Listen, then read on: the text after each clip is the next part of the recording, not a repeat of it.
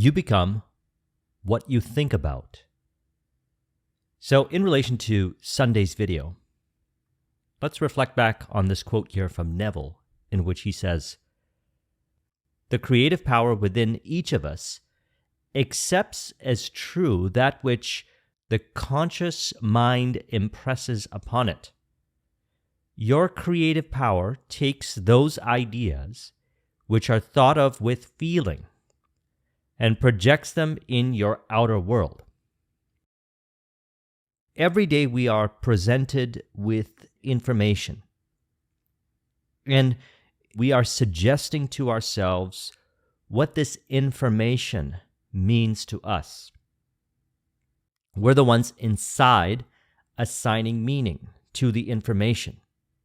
And so it's important then that we practice a heightened degree of awareness as to what we are identifying with in relation to the information. What is the meaning that we're giving to the information? The formless self, I, identifies to a state of mind it enters by what we suggest to ourselves. And since you have the ability to suggest anything to yourself, you could suggest to yourself statements into a state of mind which you consider to be ideal now, such as, I am my ideal now. Wherever I go, I feel at ease. These ideas shift us into a state of mind which we would consider to be ideal.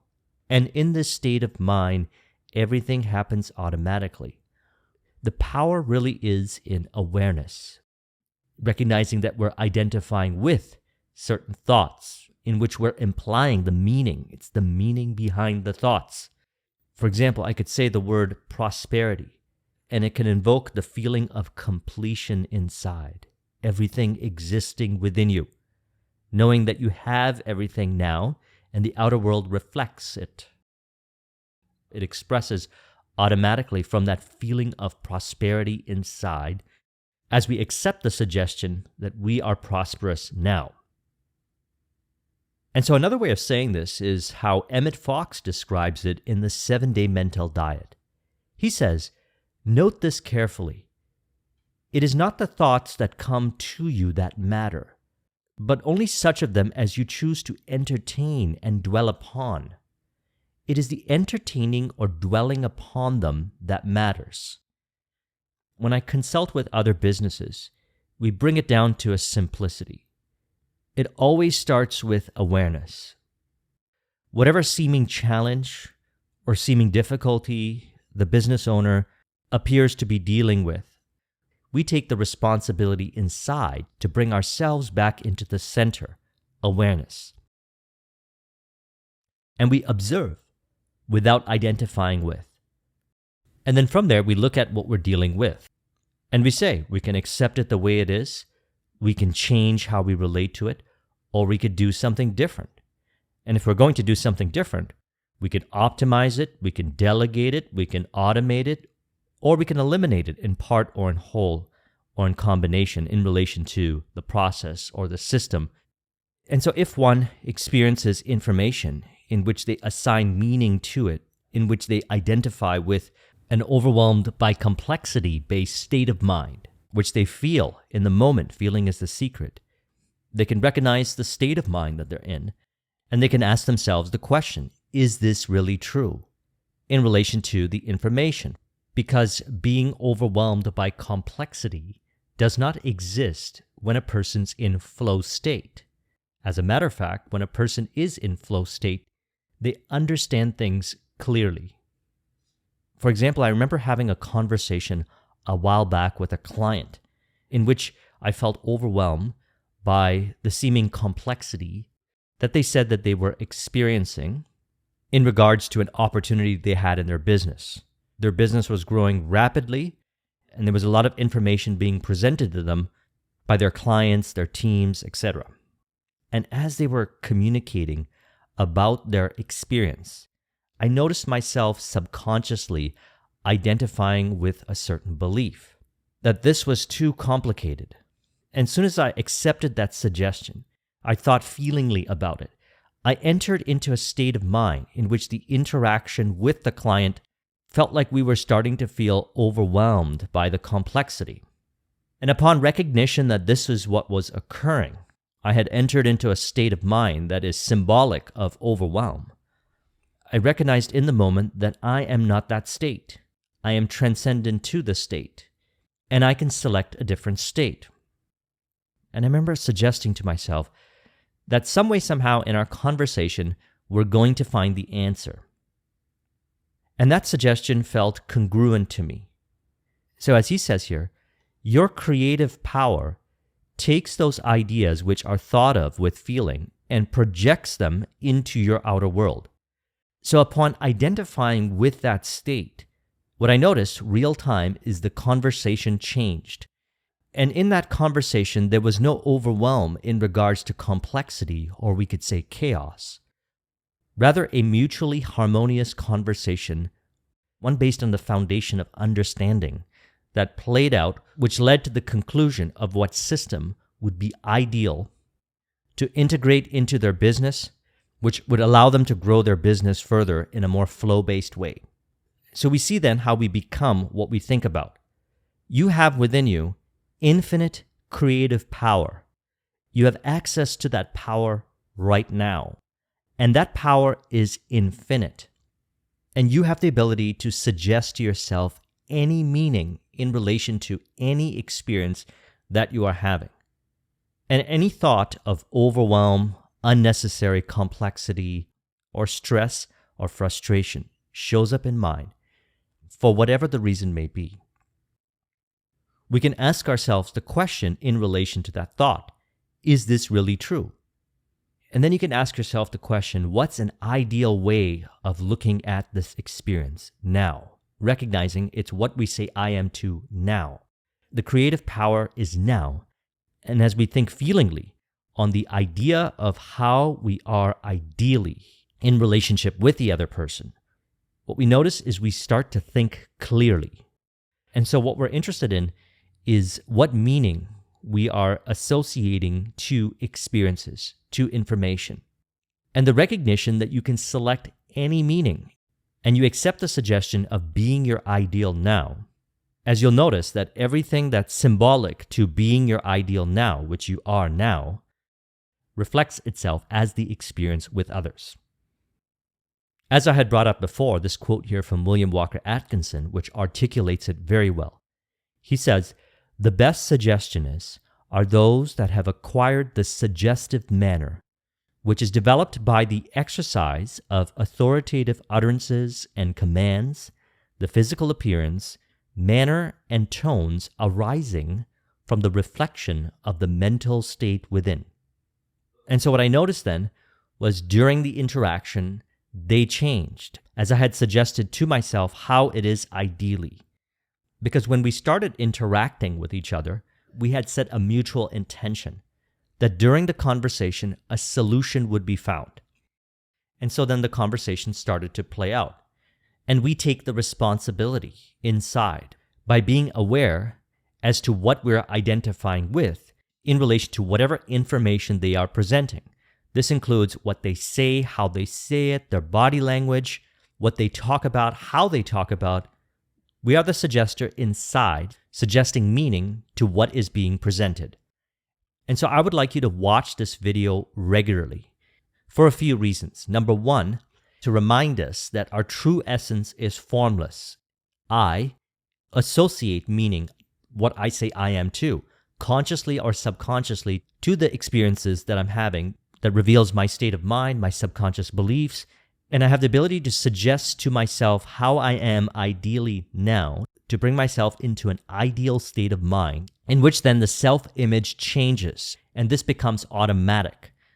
What you'll notice is you'll automatically be able to maintain that state of mind, as he says here. The best suggestionists are those who have acquired the suggestive manner arising from the reflection of the mental state within. So all those things, like the manner, what you say, how you say, happens automatically. That's all part of the creative power, as Neville had articulated. Your creative power takes those ideas, which are thought of with feeling, and projects them in your outer world.